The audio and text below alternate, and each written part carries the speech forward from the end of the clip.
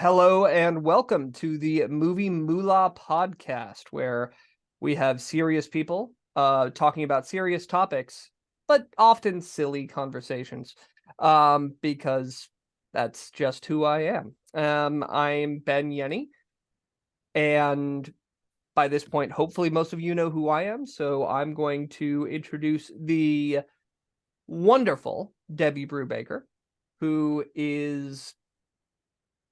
has been referred to as the Queen of San Francisco independent film.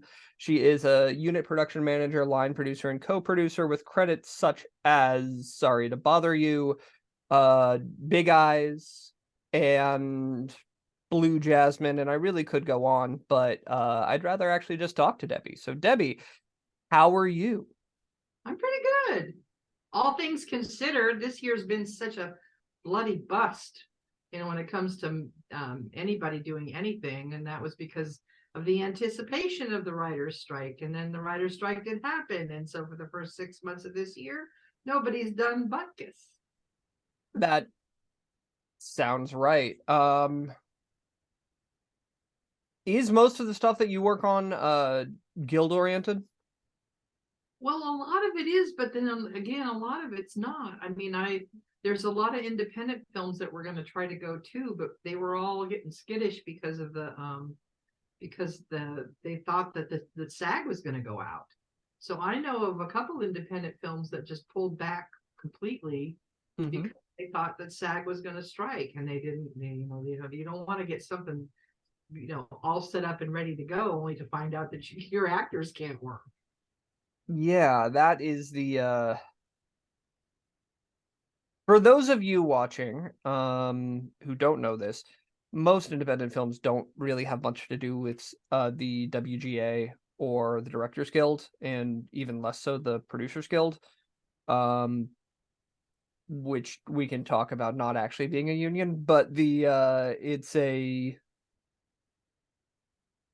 but pretty much every independent film has some degree to do with SAG if they want to have any marketable names in them, because it's still pretty much vital for distribution for a lot of genres. And even if you're making a horror movie or a thriller, it's not going to hurt you at all to have a name. It's going to help you quite a lot. So that's why SAG following on in this is such a big thing. But yeah, most of what I worked on when I lived in San Francisco was on the hyper indie side. Do you know of many people still shooting that sort of content out there? I'm familiar with some of it, but not all of it. There are people that are doing like ultra low budget projects that are, that don't have SAG involvement, and I've heard of them, and I've actually assisted in a couple. But it's people making basically what boils down to money under the table, because California has rules about that. You can't work as an independent contractor, in the movie business anymore, not unless you're just someone like me who writes budgets. That's the only part of it I can get away with. Otherwise, I have to be payrolled, and I am in a union, and but as a freelance person, writing budgets is something that I can do, because I can do it on my own time and do it whenever I want. I could work at 4 a.m. or I could work at 6 p.m. It doesn't matter. But if you're told when you have to work, when you have to report to work, and you're considered an employee. I mean, that's true nationally, isn't it? It's not just California. It's just not enforced nationally. It's a state by state, edict. So there are, some states you can still work as an IC, but I think that it really just depends on the state, how hard they enforce it. California is very militant about it. Yeah, I mean, I know there were several, especially while I was building my rep business, I worked as a freelancer quite a lot, and I still do to some extent, but my work's like yours there, Debbie. Most of that work is documentation and paperwork, and sure, I'll make phone calls, but I decide when I make them, even if it has to be between certain hours, because that's when the other people are working. So it's a very different thing, and that's kind of how those of us who operate outside the back office work. Yeah. Yeah. Yeah, so what are some of the what's some advice you would give to a first-time filmmaker when they're making their first movie in order to not not to blow the budget out of proportion, go from like a 50 grand budget to a 300 grand budget and not quite know how you got there? I know how it's easy to get there, actually. It's hard to make a movie for 50 grand. I mean, if you're talking feature film, Mhm. that means that you're basically everybody's volunteering and you're feeding them, Mhm. you know, and you own the camera and you're running the sound through the camera and you've got minimal lighting package and you're really bare bones at 50K. I mean, that's practically the lighting package I'm using now, Yeah. really. It's but it's I get a lot of films in that are like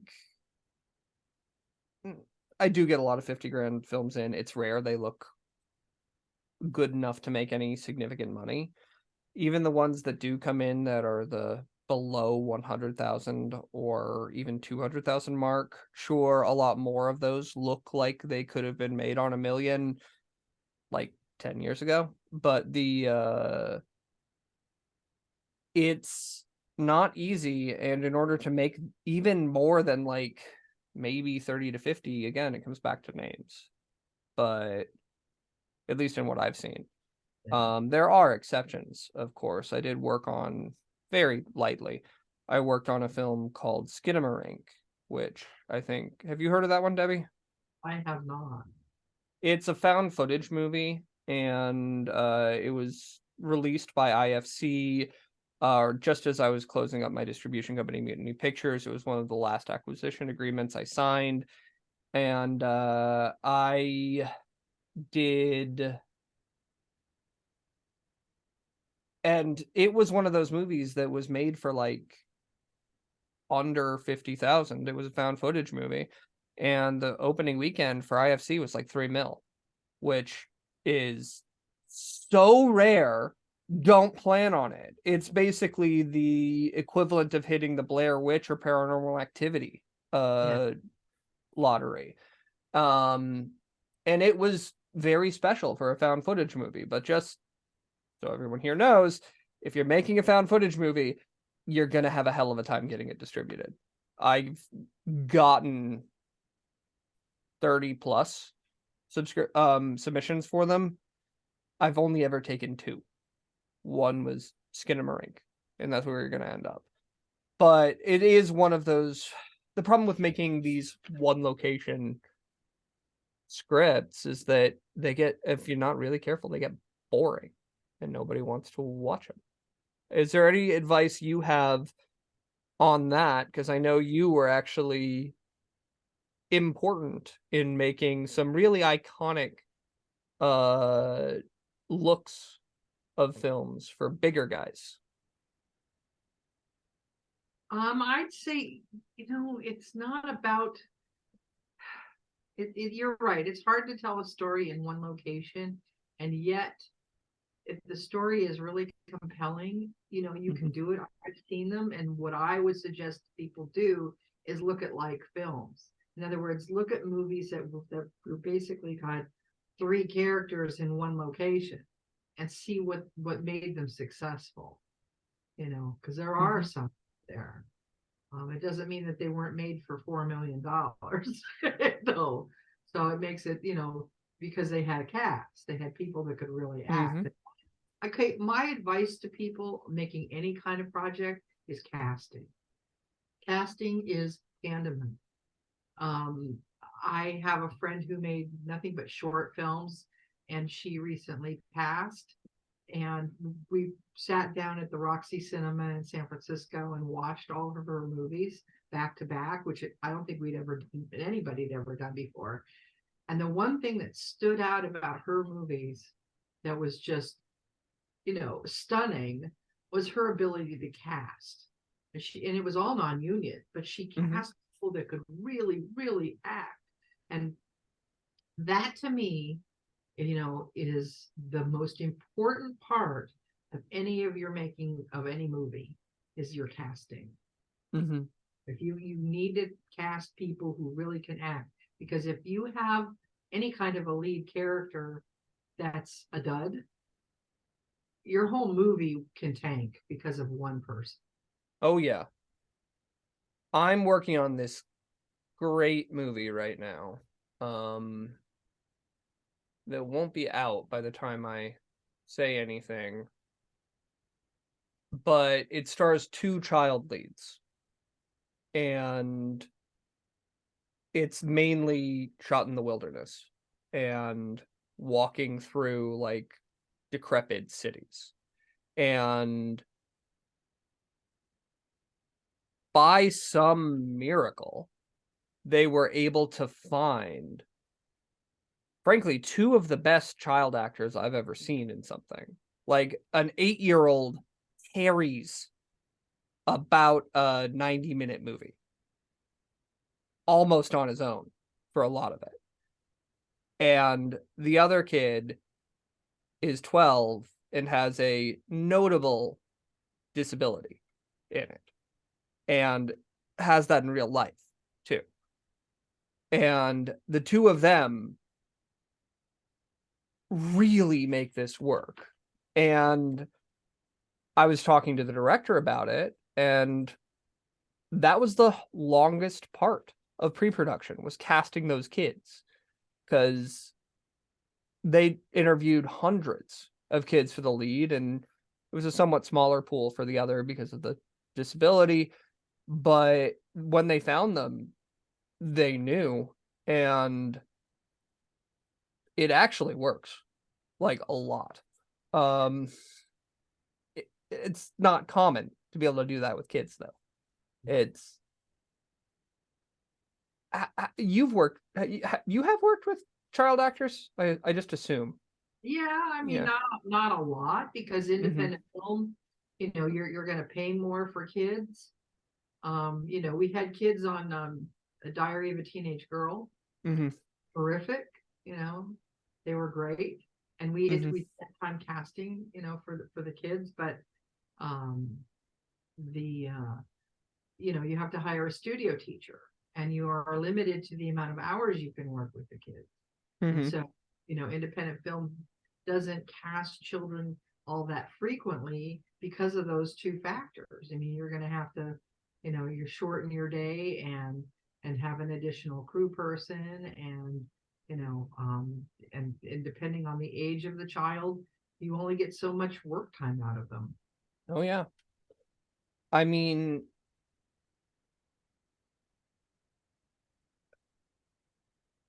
I've worked with, well, I've gotten nearly to the shoot with a film that was almost entirely child actors. You know the film I'm talking about, but we probably shouldn't say the name right now. It got so expensive so quickly on all of that, because you're like talking about 30-35 day shoots to actually pull that off, and it's not something that's in the budget of most independent filmmakers, really. Like, we're talking, if we're lucky, a lot of times it's $500,000. But once you're talking about an entirely kid cast, you're talking like 5 million minimum, basically. Yeah. And making that back is an entirely different kettle of fish. So, Yeah, have you noticed you've mainly shot in San Francisco, but you've shot all over the country, right? Pretty much. I've worked in lots of other states. Is there anything notable about secondary and tertiary film markets or film areas that for shooting and film communities that you've noticed either on a region by region basis or just some universality to it? No, I think that there's a lot to be said for working in different areas depending on what you need. Mm-hmm. And that you can save money. I mean, the level in which I've been working in lately is, in terms of writing some budgets, has been, between the $2 and $3 million range for a lot of them. I mean, I actually am all working in the teens and 20 millions, but that we don't want to talk about those today. And the lower budget projects, one of them is slated to work in the Bay Area, and the other one is slated to work in New Mexico. And the New Mexico project, if you're going to work in that level, you still have to, you may want to work with the IA. It depends on who your DP is and how much they need to be supported. So, you have different rates depending on where you are in different parts of the country.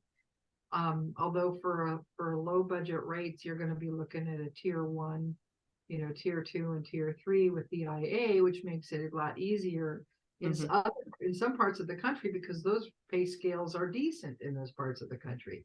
You try making a tier 1 project in San Francisco, and it's difficult because that's not good pay to live here. And and New York is the same. I mean, it's tough to find crew who will work it because it's mediocre pay in major cities like New York and San Francisco or even Los Angeles. Although there are a lot more people working in the industry in LA and want to be working in LA, want to be working people, so you'll find a crew. There's no doubt about it. But in smaller burgs, you're like San Francisco, you're not going to find necessarily people that are going to be willing to abandon all hope and jump on your ship. No, that's very true. I shot something in Spokane last December, and I've seen a lot of stuff around New Mexico and a lot of different studio areas because when I go out to speak somewhere, a lot of times the studio invites me out because they're trying to get me to bring business. A lot of time, really. In southern New Mexico, there's actually a really cool studio that has a decommissioned private jet as a set. So that's really cool, and that's kind of a hard one to find. So, but then outside of like really specialty like that, I would definitely recommend the crew at North by up there because they're basically the only production studio in the area. But their facilities are top notch, and like they have a full, I don't know the exact dimensions, so I don't want to say I'm wrong, but like giant green screen that you can have. It had to be at least like 30 feet by 30 feet, which is easy to set up for them, and that's useful. And they have basically a decommissioned, I think it was a carabiner factory that they've turned into a studio. So and the crafty, my God, the crafty. That was just amazing. I literally chased a burrito all over town because it was that good. It's funny that you should bring that up because I'm talking to anybody who wants to make an independent project of any kind that you're on a shoestring. Spend money on the food. You don't spend money on anything else. Spend money. You get a good cast, and then feed your crew well. One of the first indie movies I ever did that was bigger than anything I'd done before, which was about $1.5 million when I was years ago when I was trying to move up the food chain. I did a film and I talked one of the number one catering companies in Los Angeles into coming up to Mendocino and catering our show. I spent a lot of money on the catering, but I didn't, and I didn't, and it was a non-union picture. So everybody on the crew, they didn't get paid very well, but all they talked about was the food. They were eating lunch and trying to figure out what food was going to be for the very next day. I mean, that was how insane it was. We had a hot truck for breakfast. And at the end of the show, they held up a sign. Pete, the short order cook for the breakfast truck, held up a sign that said that our crew had eaten 300 pounds of bacon or something crazy like that. That's fantastic. Nuts. And it was nuts. And the food was phenomenal. And every show that I've ever done where I knew it was going to be difficult, I tried to make sure that the food was good. Craft service has to be good, and so does the food, the catering, because that way it covers a multitude of sin. It really does. You always need to pay your crew well. I want to be totally clear here, even though I am, I guess, a former distributor and current producer's rep, and both of those titles do not make people happy in the independent film world normally. Pay your crew well, feed your crew well. If you can pay them up front and avoid giving them points, do it. It's so much cleaner on the back end. Everybody walks away so much happier. It's just, we understand sometimes you have to defer stuff, but avoid it as much as you can. I've never done that. Oh, really? Good for you. Never done that. I've always paid people. I mean, yeah. So and a lot of it, I mean, even when it was non-union, I paid them well, and I had to pay them well enough so that they could take the job. I mean, quite frankly, and it wasn't like anybody was making big bucks, but they were doing it. You can find people to step into roles that they want to. You can find the best boy who wants to be the key, and find, you can find the seconds and thirds that want to take that step up, and that works. And they know they're not going to get paid as well, but they're going to get the credit. Yeah, that's what they want, and that's what they need, to move forward. And they can move forward quickly, much more quickly, if they're willing to take these lower paying but key positions. Yeah, I mean, I'd say the biggest distinction there is that we're talking about lower paying, not work for credit, which is like, I still keep my eye on the job boards, and there's so many of those, and I just can't imagine that works. It's, yeah. Well, let me say something about that. It's dangerous. Movie sets are not safe places. Well, not necessarily, unless it's 3 people in a room, and even then somebody could trip over a board.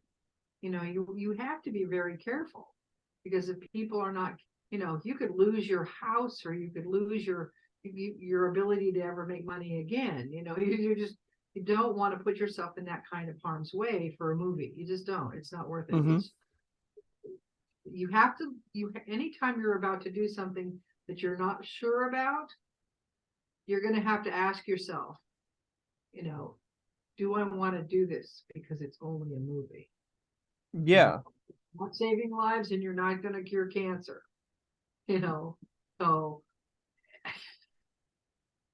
you got to keep yourself and your crew safe. Entirely. It's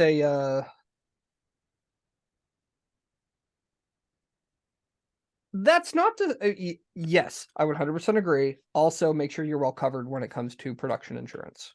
And all sorts of insurance. There's a reason for every single type of policy that I've seen there. So, but having said that, I've heard horror stories about even Bay Area shoots going on that even had some cast in them. Some of them I am still friends with. It's like one story I heard that was happening in the East Bay, and this was like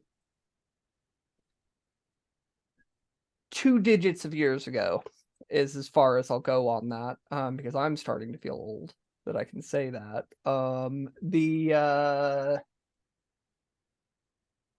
It was basically in this house that was used for, I don't want to be demonetized, so I'll say adult parties.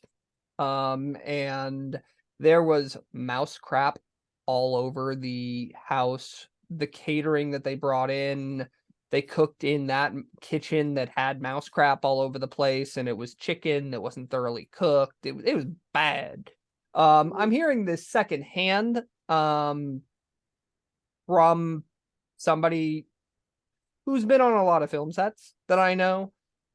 So it might have been embellished, but even just the note of some of this is frankly insanity. So it's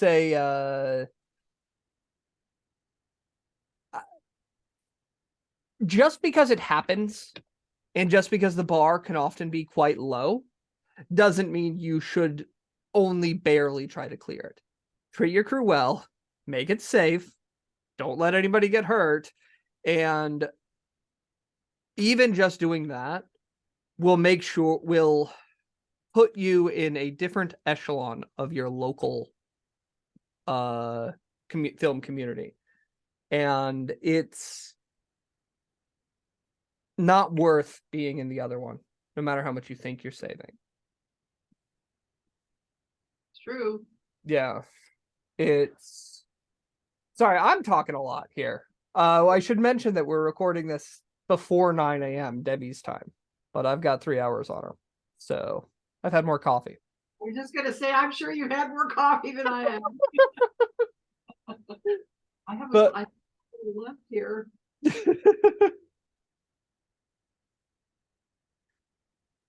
So, just because it sounds fun, what's the worst set you've ever been on? Oh, I think there's probably 2 of them that vie for that position. Maybe even 3. Ooh. No, 2. Definitely, I can boil it down to 2.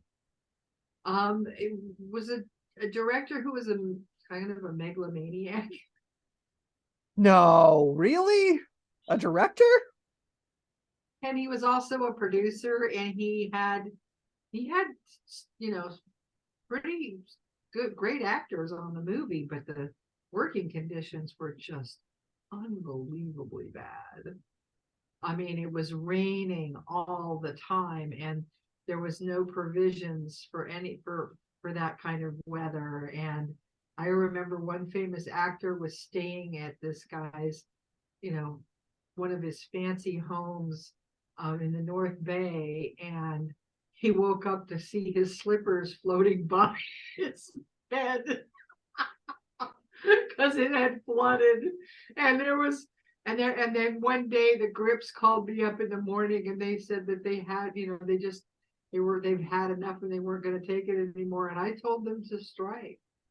I said, quit. I said, just do not come to work today. If you don't feel like, I can only do so much, and I don't have the permission to spend the money to help you guys, because who won't let me have it to do the right thing. So I'm telling you, go ahead, just step away, and they'll have to deal. And so what ended up happening with that film is that it didn't get finished with the crew that we had, because everybody's basically just walked away from it, and the bond company had to step in and finish it. Oh dear, don't you ever want that to happen. And it was just a disaster, and of course it never did anything. Of course, great actors in it. It didn't matter, because you can take great actors, but you give them a shit script and it's not going to happen. But that one was so tough. I mean, it was so nasty and so, just unbelievable. Yeah, that does not sound fun.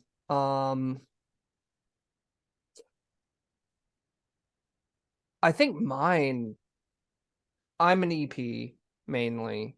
So I'm not actually on set that much. But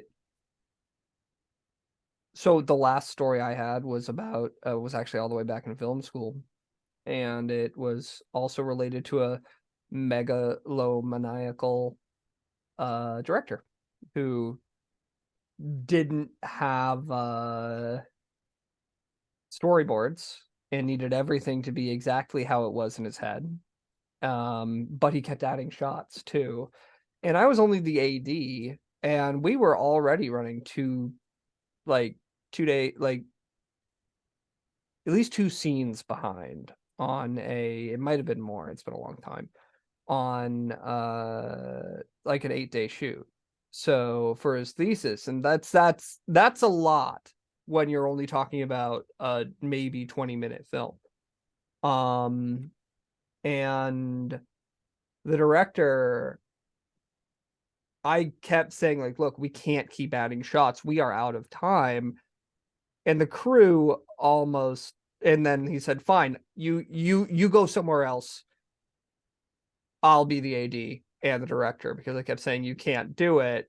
And the crew almost mutinied when I was there. And I just ended up saying, no, you've all put too much time into this. Don't get up on there. Nothing got done before lunch. And the guy actually came back to me saying, look, I need you here. Because the crew was basically not having any of his shit anymore. So, I mean, I hope you haven't dealt with anything similar. That seems like some film school bullshit to me. But I'm sometimes surprised how much of what I think is film school bullshit and isn't, basically. It happens in real life, my friend, because the growth department that day was mutinying, and then so other people got wind of it and no one showed up. Fair enough. Yeah. I got to call this producer director and tell him, you don't have a crew today. This is why.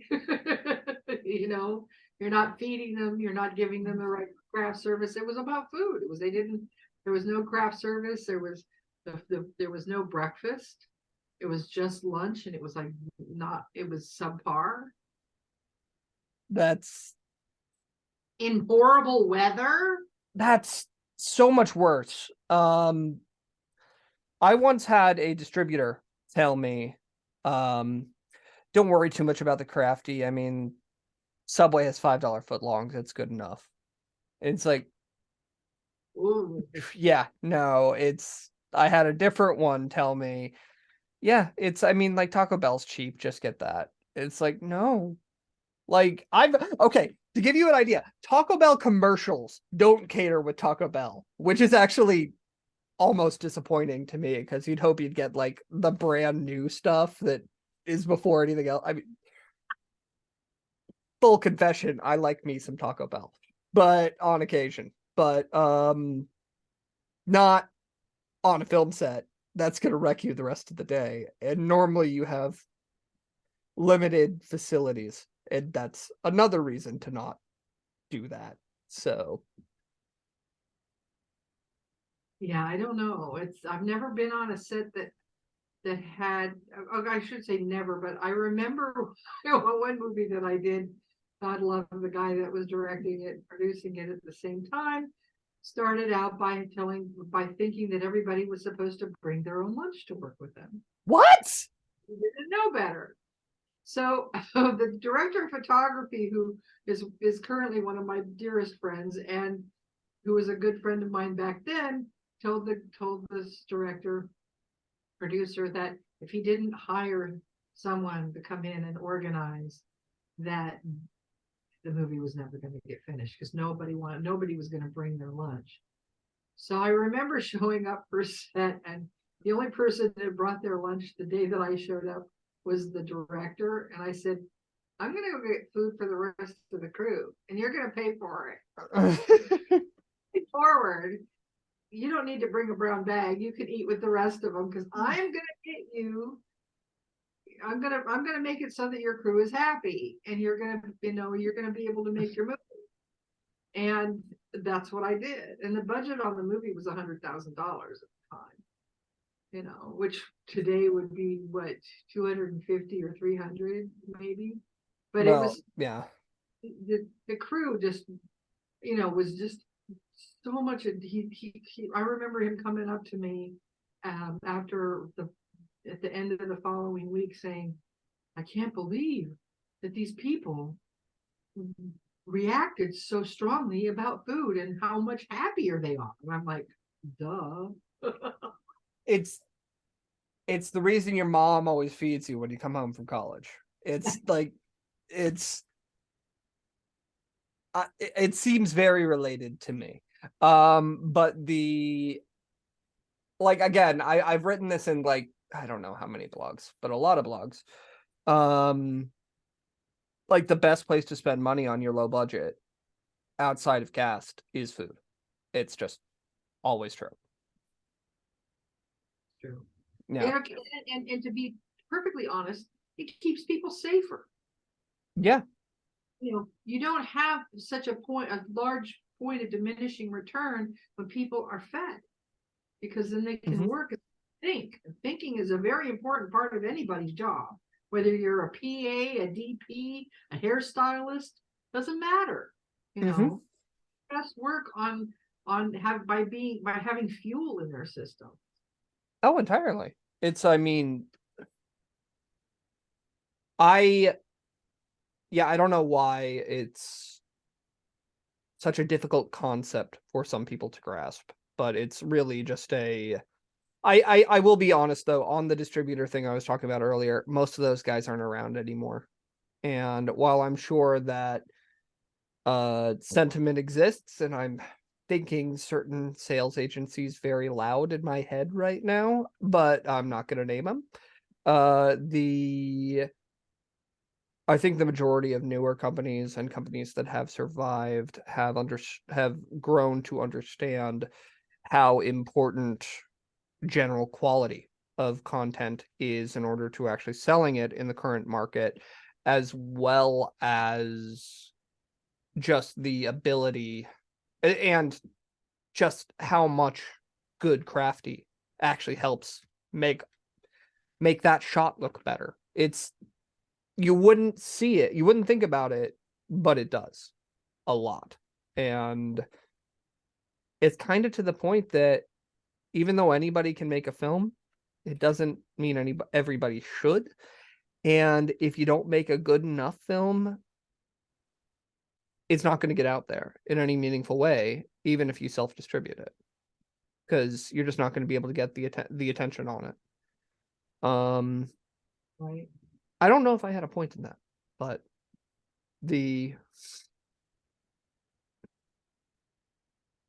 so what are you doing to fill your time while the strikes are going on, other than talking to schlubs like me? No, I moved. I moved out of San Francisco and into the East Bay. Oh, that actually finally happened. Yeah, I'm living in the East Bay now. Woohoo! Yeah, I mean, I think it was a good time for me to go. I'd lived in San Francisco for most of my life, and I could complain about where I am, just because it's a little bit too entitled, the neighborhood I'm in.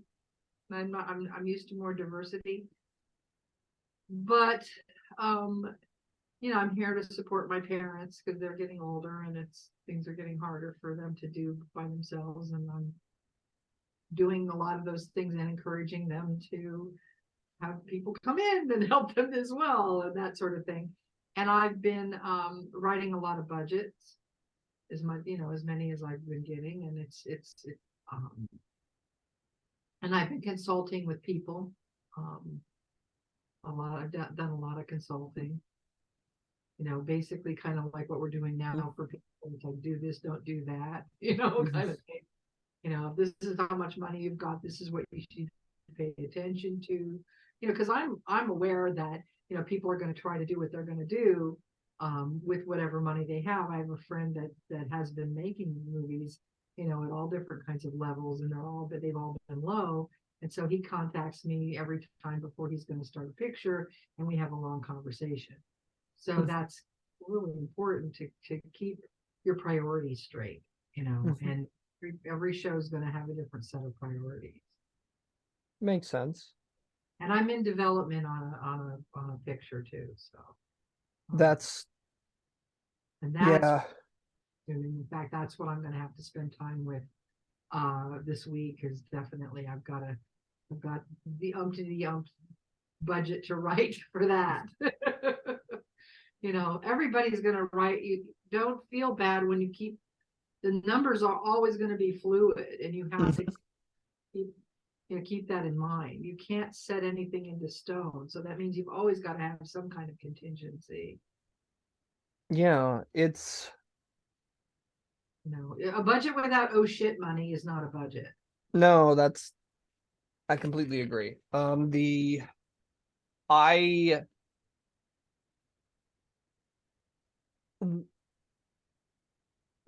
do you think about shooting in other countries, not even just other US markets, but there's a lot of surprisingly good content coming from other parts of the globe lately. Yeah, you have to remember that those people that are shooting in other parts of the globe have a connection there. I mean, sometimes it's not always a money saving thing, because sometimes the devil is better than the one that you don't. And so if you can work in your own backyard, you probably have a lot more clout than you think you do for being able to work in your own backyard. You can save a lot of money working in your own area. I mean, I know how to make movies in the Bay Area for less. I know how to do that. I mean, anybody that lives in, even if you live in Flea Bite, Nevada, you can usually figure out a way to do something for less than if you were going to pick up and move to New Orleans or New Mexico or Oklahoma or wherever state you think you're going to save money in, because it's about travel. It's about, if you're going to have to put people up, at least, because you're going to the outskirts of town, you're an hour out, you're outside whatever studio zone you're creating. It doesn't mean that you're a union show. It's just you can't make people travel too far, because it's part of their day, and you don't want to tire them out. Otherwise, bad things happen. It's about safety. So, getting rid of the travel and getting rid of the keeping it local. I just really do believe in keeping it local, because you put more money into your own economy. It's to your own benefit. Yeah.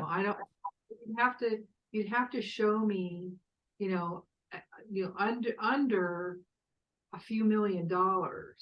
It's not going to mean anything to go anywhere else. What I'm saying? No, that makes, unless you've got millions, going to another country or going to another state is not a good idea. That makes total sense to me. That was but I'm glad to hear somebody else say it. The people that I've worked with from other countries who are getting well, I shouldn't say shockingly, but surprisingly high level content from areas of the globe where we don't normally associate that with, is they're able to do it because they've been operating in that scene for like a decade. It's the same local thing, and they've just been building favors, just like everybody does when they start out. They just happen to do it in Yugoslavia, or maybe that's a bad example, but other parts of the world that would not normally be associated with high quality film, especially recently coming out. So that's basically it.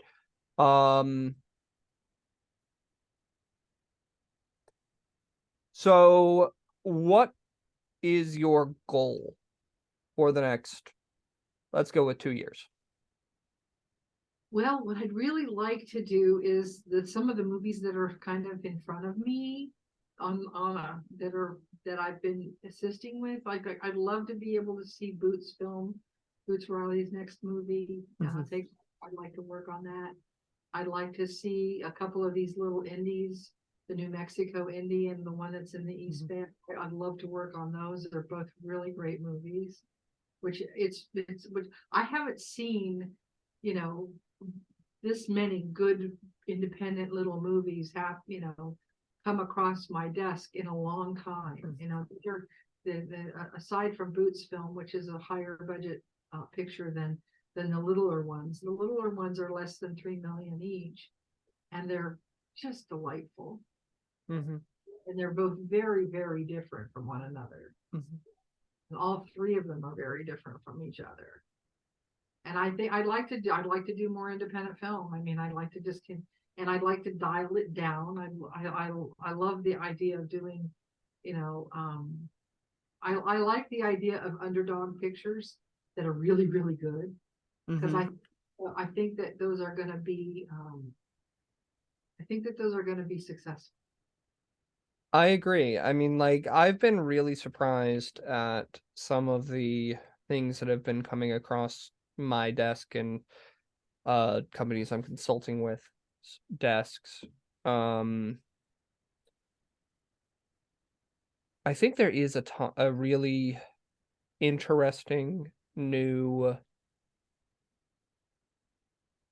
set of independent filmmakers coming out around the globe, and it's in locally too. It's just the films that I'm seeing are frankly on average better than the stuff I'd been seeing before that, and I'm really interested to see where this is heading, because like I said, there are a couple of films that I'm just extremely excited about that some of the companies I'm consulting with are working on. Yeah, I'm not sure how much I can say. So I am really excited about some of it though. So that is one of the terrible things about both the job both of us have, is in different ways how many confidence we need to keep on a constant level. But yeah. Yeah, I can't talk about a lot of things that are happening. I can just talk and it's fine, because and you never know what's going to happen. I mean, the interesting part about what we do is that it's such a crapshoot. Oh, it 100% is a crapshoot. It's just like, I was talking with a friend of mine, I won't say who, about another friend of mine who basically has about a 40 to 50% win rate on what he really advocates for and what he thinks is going to go well. And some of you listening to that might think that's really low. No, opposite. It's a bragging point. It's huge. That's bragging, right? Yeah, yeah. That's like a 400 to 500. That's a 400 to 500 batting average. Really, that's like incredible. So for those of you who don't follow baseball, it's just really good. That's all. But I guess I'm still go Giants on that. I never switched to the Phillies.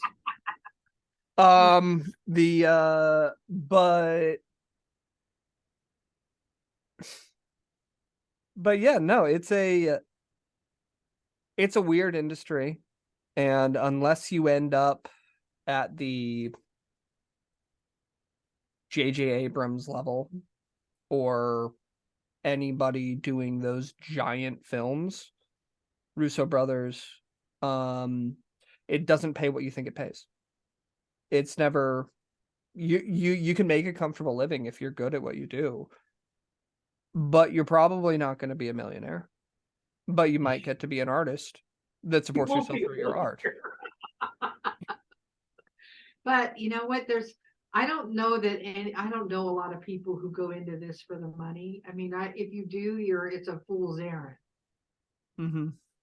None of those people, aforementioned people that you mentioned, they didn't go into it for the money. They just No. ended up where they are. Yeah. If you go into this business for the money, you're going to be sore. You're going to be disappointed, and you're going to be it's not going to work. I mean, you have to do it because of the love of the craft, not because you're going to make money. I mean, I figured that out a long time ago. No, I agree. I mean, look, a lot of the people I know, even those who have released movies you've definitely heard of, a lot of them have side hustles too. I fix low income housing. I fix and then rent low income housing here in Philadelphia as a side hustle because it's something I feel comfortable doing, and it supports the payout structure of this wonky industry. So it's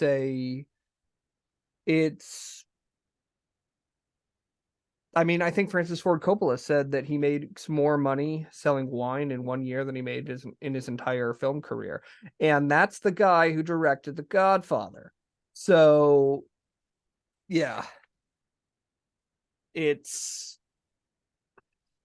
an interesting place. All of that being said, if you do actually want to make a sustainable career out of this and make a living doing it, you do need to understand the business of it too. It's not just about understanding the art and being in it for the love of it. You have to understand what you're doing, and you have to understand what the market can bear and what, And, yeah.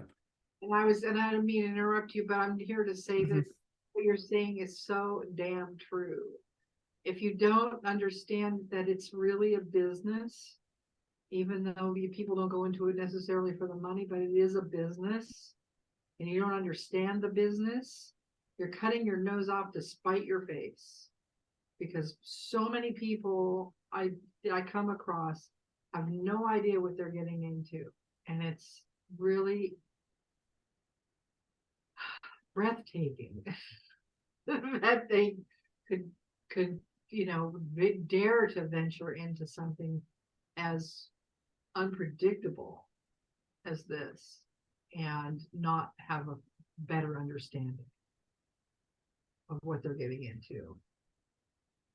Yeah, I mean, that's part of why I started a podcast and I blog to help people better understand it, because it's a rough business and you will make sacrifices. You'll probably make more money elsewhere, but you probably won't be as satisfied if this is what you need to do. That's why I'm still here. I'd make a lot more money if I was still selling insurance, but I'd also be selling insurance. So yeah. Um And this is all I've ever done, so I don't even know to say it, much to the chagrin of my parents. Oh, my mom is still very mad I'm not a lawyer. But yeah, it is what it is. So Debbie, I'm gonna ask you a couple of questions that I ask all my guests here as the closeout. First, what are your top 3 favorite movies as it stands right now? It can change in 10 minutes. Could be completely different. And you can answer that one second. But to give you a moment to think. But then the second one would be if you could do one thing differently in your career, what would it have been? Tell your younger self one thing. Boy. Okay, so let me do the tell yourself one thing, and that is I would probably take more risk than I did, believe it or not. I mean, I had a conversation with a friend of mine not that long ago, when it was more of a pandemic, about how I really did have a career during a very golden age of independent film, at least to me. And especially in the Bay Area. I worked on so many interesting projects. And actually two things. I would have taken more risk, and by that I mean I was invited to join the DGA 5 years before I did, and I probably should have joined the 5 years prior to that. That's not as big as the one, though, as taking more risks and taking on projects that didn't seem at the time that didn't seem as viable to me as I think I should have taken more risk. And then just because I could, Mm-hmm. And then my favorite films, good Lord, I've got a lot of favorite films. Geez Louise. I mean, Everything Everywhere All at Once as a genre, and along with Boots Riley's film Sorry to Bother You. Mm-hmm. Those are in that genre, two of my favorites. Mm-hmm. Very, very strong favorites. I also really am fond of Dr. Strangelove.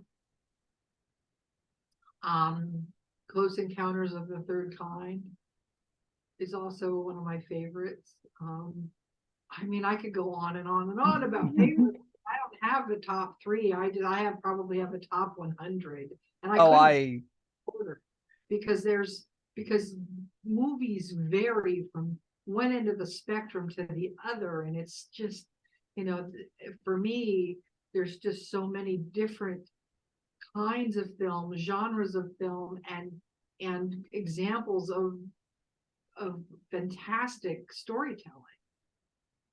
Yeah, I completely agree, and that's part of the reason I love asking that question.